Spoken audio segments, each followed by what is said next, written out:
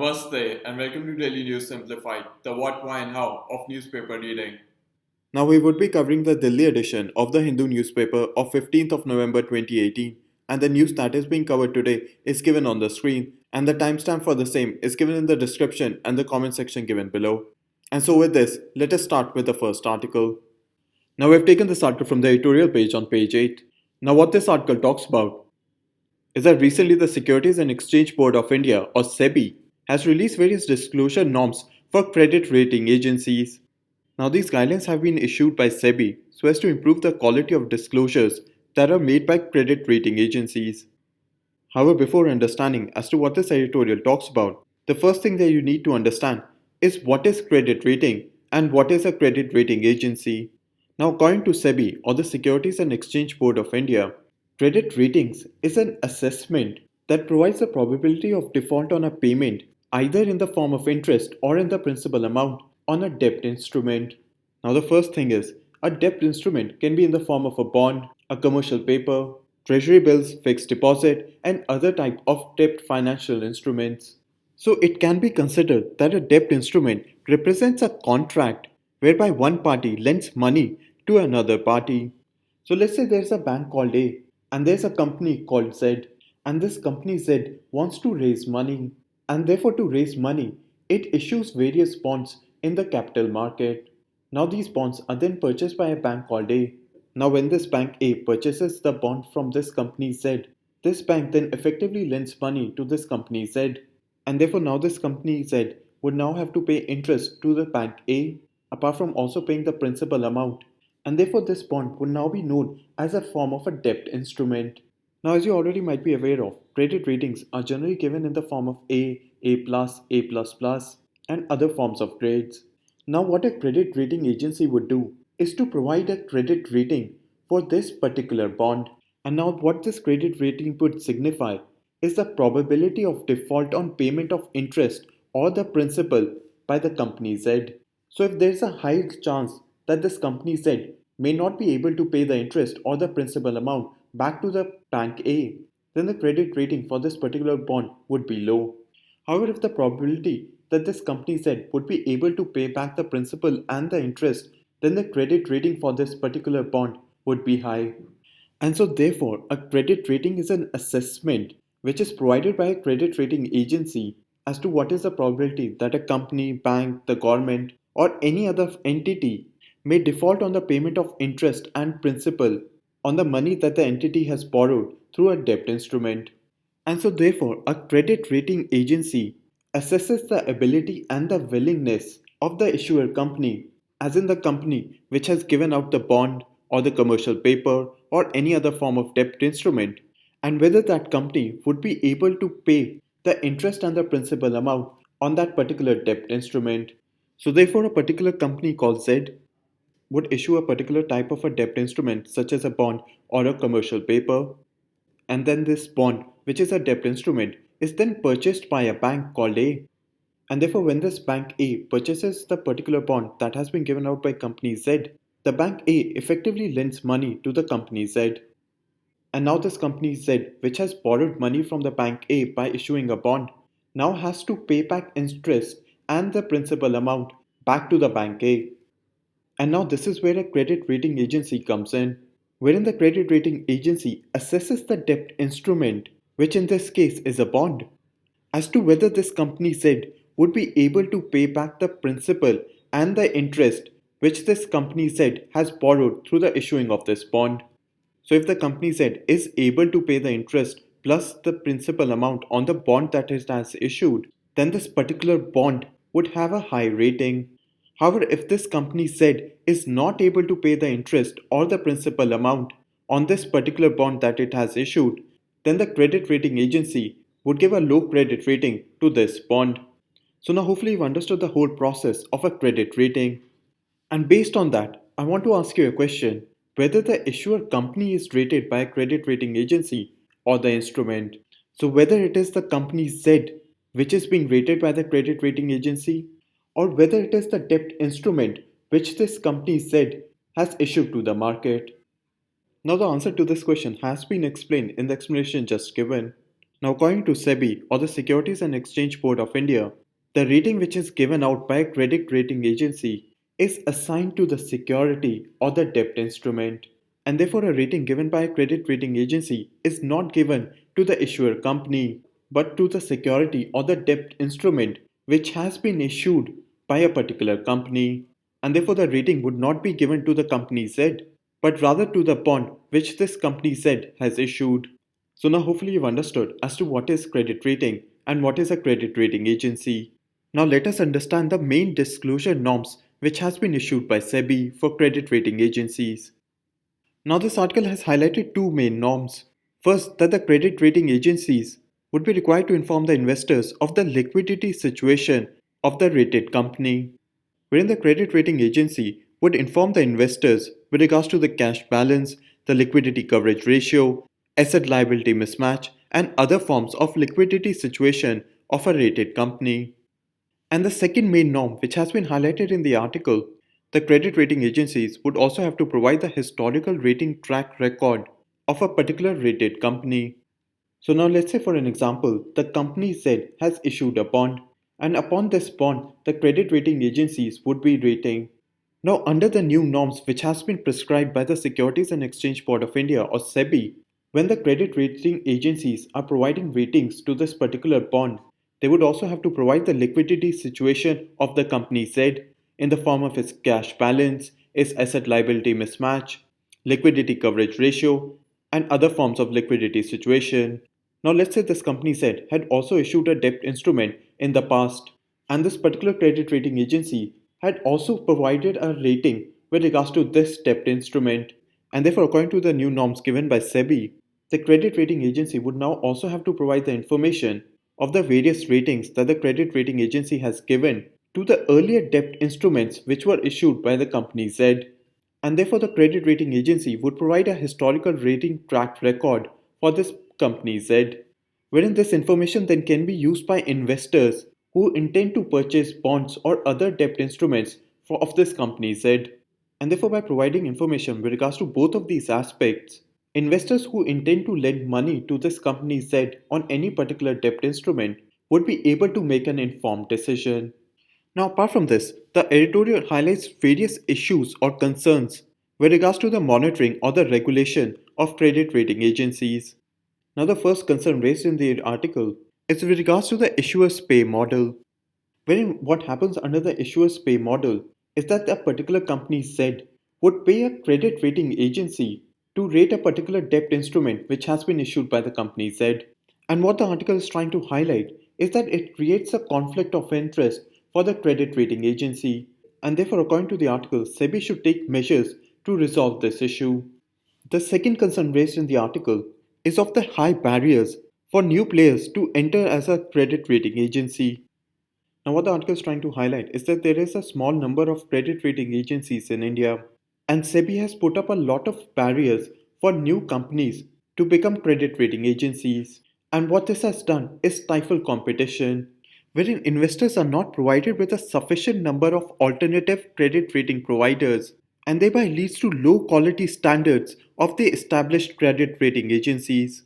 And the third and the last concern raised in the article is that the current model of credit rating agencies favors borrowers above investors. Wherein, as you already understand the issuer's pay model, so it is the company Z which wants to borrow money from the market, which pays the credit rating agency to rate a particular debt instrument which this company Z has issued. Apart from this, there is also high barriers for new players to enter as credit rating agencies. And therefore, what the article is trying to highlight is that the current system favors the borrowers or the companies that want to borrow money rather than the investors whose money actually should be protected. So now hopefully you've also understood the crux of this article. Now a question for your practice is consider the following statements on credit rating agencies, and the correct answer to this question would be provided in the end section of this video. And so now with this, let us move on to the next article. Now we have taken this article from the editorial page on page 8. Now what this article highlights are various challenges with regards to malnutrition. Apart from this, the article also provides various solutions on how malnutrition can be tackled. So what we'll do is understand the various problems and the various solutions that have been provided in the article with regards to malnutrition. Now, with regards to UPSC syllabus, this article would first be placed in GS Paper 2 within the section Social Justice and within the subsection Issues Relating to Hunger. And apart from this article would also be placed in GS Paper 3 within the section Economic Development and within the subsection Public Distribution System, Limitations and Revamping. Now let us first understand as to what are the problems highlighted in the article. Now the first problem highlighted in the article is that India is ranked 103 out of 119 countries in the Global Hunger Index report of 2018, wherein under this report India has been labeled as serious in terms of the hunger levels that are prevalent in India. Now what this report also shows that India's child malnourishment level is one of the highest in the world.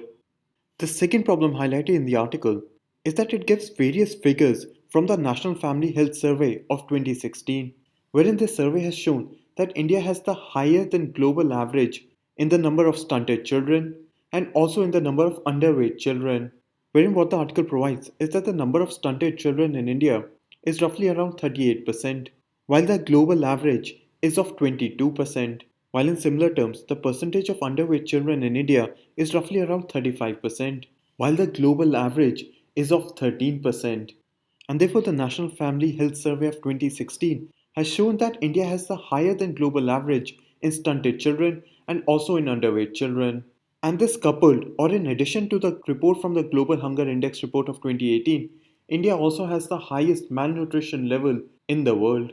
The third problem highlighted in the article is that there are several states in India which have agricultural surplus.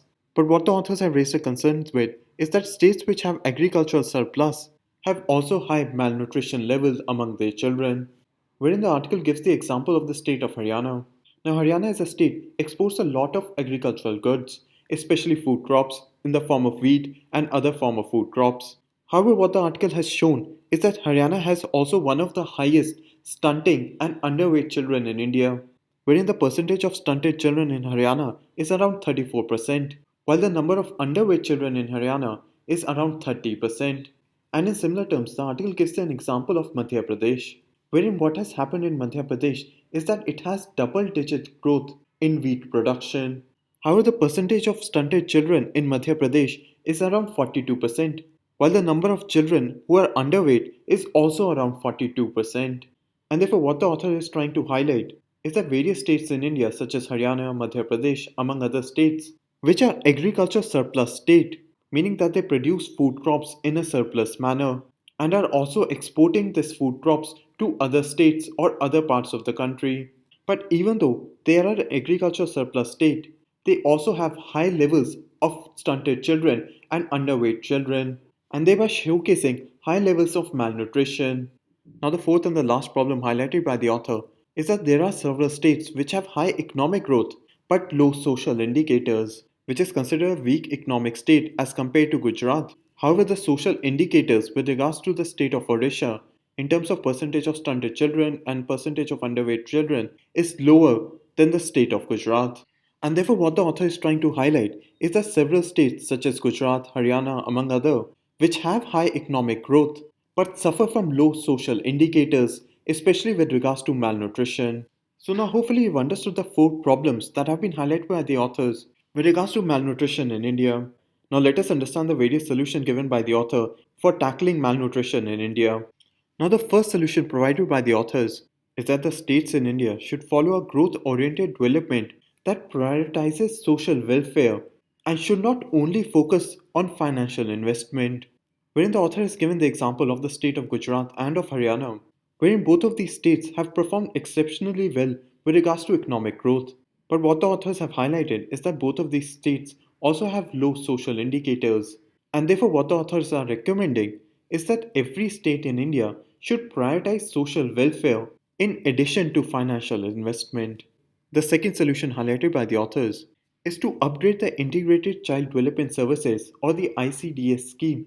First, to prioritize diversified food intake, and the second is to broaden the purview of the ICDS scheme by including all of the districts in India. Where in this case, the author has given the example of Tamil Nadu, wherein what the authors have shown is that the majority of children across districts in Tamil Nadu consume a reasonably highly diversified food. and therefore the children in Tamil Nadu also have a lower percentage of stunting and of being underweight. Now the authors have said that there are 19 different type of food items, but what the authors have shown is that in states like Haryana, Bihar and others, children are consuming less than 5 food items, and therefore this has caused an increase in child malnutrition and child stunting in those states. Now under the Integrated Child Development Services scheme, children under the age of 6 and their mothers are provided food in India, and what the authors are recommending is to diversify the number of food items that are provided under the ICDS scheme and also to broaden the scope of the ICDS scheme by including all districts in India. The third point highlighted by the author is to strengthen the public distribution system in India. Now, in simple terms, under the public distribution system, a shop provides various food items to the poor people at subsidized rates. And what the authors are recommending is to further control and regulate the food prices that are provided under the public distribution system. The fourth point highlighted by the author is that income support policies or schemes should also support access to cheaper food. Now, a simple example of this would be the Manrega scheme, wherein the Manrega scheme is an income support scheme, wherein for a particular amount of work, a person is paid a particular amount of money. However, what is happening is that individuals who are working under the Manrega scheme are not able to afford cheap food, and therefore, what the authors are recommending is that income support schemes or policies should also support access to cheaper food. And one of the ways it can be done is to link income support policies such as the Manrega scheme with the public distribution system. And the fifth and the last point highlighted by the authors is to effectively implement the National Nutrition Mission. Now, the objective of the National Nutrition Mission is to improve the nutritional levels within the country.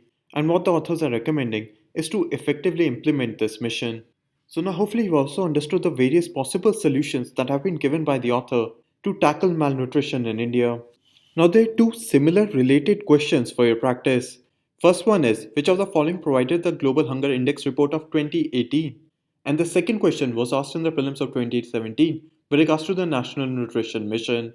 And the correct answer to both of these questions would be provided in the end section of this video. While a mains question for your practice is food security for India is hollow without nutritional security. Highlight the various impediments in achieving nutritional security in India and suggest measures to overcome them. And what you can do is try to answer this question with the help of the article and the explanation given in this section. And so now with this, let us move on to the next article. Now we've taken this article from page 12. Now what this article talks about is that Pakistan has said that it is not intending to grant or it does not want to grant the most favored nation status to India. Now the first thing that you need to understand is what is a most favored nation status. Now in simple terms, MFN status means that each country would be treating the other country equally. So let's say India has given an MFN status to China, and in similar terms China has given an MFN status to India, then both the countries would treat the other country equally in terms of their trade practices. Wherein the MFN status is given under the World Trade Organization and under the WTO agreements, countries cannot normally discriminate between their trading partners. However, you should put emphasis on the term normally. When the World Trade Organization does allow some form of discrimination that any country can undertake with regards to giving equal opportunity to other countries with regards to trade. Now, let's say, for example, the United States has given a special favor to Brazil, and this special favor can be in the form of lower custom duties for a particular product. Now, under the WTO agreement, specifically under the MFN status, the United States would have to provide this special favor which it has given to Brazil, also to Mexico and every other developing country's trading partner that the United States has. And therefore, in the simplest of terms, the principle of MFN status is that if you favor one country, you have to favor all of them. So hopefully you've gotten a simple understanding as to what is MFN status. Now the second aspect that you need to understand is what are the exceptions to the MFN status. Now the World Trade Organization allows some exceptions under the MFN status, wherein the first exception is allowed for free trade agreements, wherein countries can set up a free trade agreement that applies only to goods traded within that group, and therefore this group has the exception to discriminate against other goods that are coming from outside the group. So let's say India forms the RCEP or the Regional Comprehensive Economic Partnership Agreement with other countries. And RCEP is intended to become a free trade agreement in the Indo-Pacific region. And now the member countries of RCEP can discriminate against other countries which are not part of the RCEP agreement with regards to import and export of goods. Wherein one of the major examples is that the regional trade blocs such as the European Union have lowered or eliminated tariffs among its member countries. However, the European Union continues to maintain tariff walls with countries outside the European Union. And the European Union can follow this as it is an exception given by the World Trade Organization to the MFN status. And this exception is given to free trade agreements so as to allow regional economic integration. So now hopefully you've understood the main exception with regards to the MFN status. And the last aspect that you need to understand is in what condition does the World Trade Organization allow departure from the MFN status. Now the first departure would be regards to imports from poor countries, wherein import from poor countries are allowed at lower or even at zero tariffs. And this is provided under the Generalized System of Preferences or the GSP of the WTO. Apart from this, as you already understand, one of the departures that WTO provides for MFN status is preferential or free trade agreements.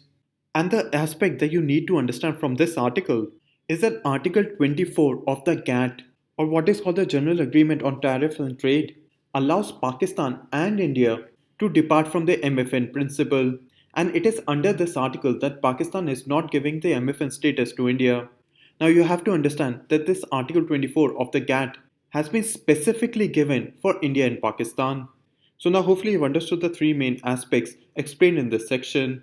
And within that aspect, the last thing that you need to remember is that India gave the MFN status to Pakistan in 1996. Now with regards to your UPSC syllabus, within the prelims examination, MFN status can be seen from the perspective of current events of international importance.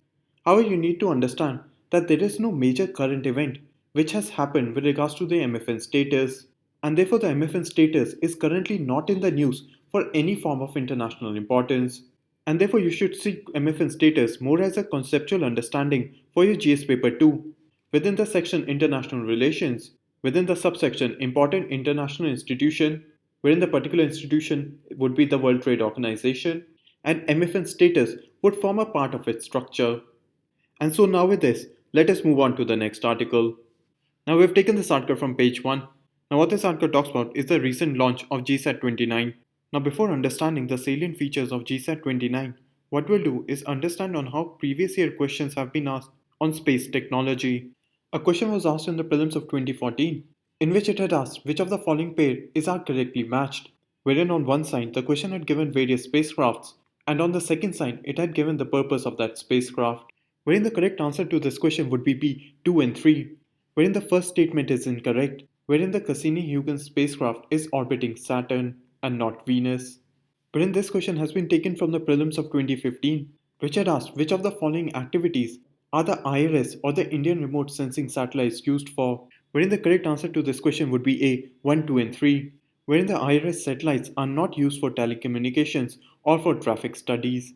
And therefore what you can see similar both in 2014 question and in the 2015 question is both the questions have asked for the purpose. While this question was asked in the prelims of 2016, wherein the question had asked, consider the following statements with regards to the Mangalyaan, wherein the first statement is with regards to its name, and the second and third statement are with regards to the unique record that the Mangalyaan has made, wherein the correct answer to this question would be C, 1 and 3 only, wherein India is not the second country to have a spacecraft orbit the Mars after the USA, wherein the Soviet Union and the European Space Agency have also sent a spacecraft that orbits Mars. Now in the prelims of 2017, a question was asked as to what is the purpose of ELISA, wherein the correct answer to this question would be B, to detect gravitational waves. While in the prelims of 2018, a question was asked with regards to India's satellite launch vehicles, wherein the first statement had asked the difference between the purpose of PSLV and GSLV, while the statement 3 had asked salient features of GSLV Mk III. And as you can see, questions have been repeatedly asked from 2014 till 2018 on various space missions, either from India or from foreign. And it is within that context that the salient features of GSAT 29 becomes relevant for your upcoming prelims examination of 2019. Now the first aspect that you need to remember is that GSAT 29 is a communication satellite.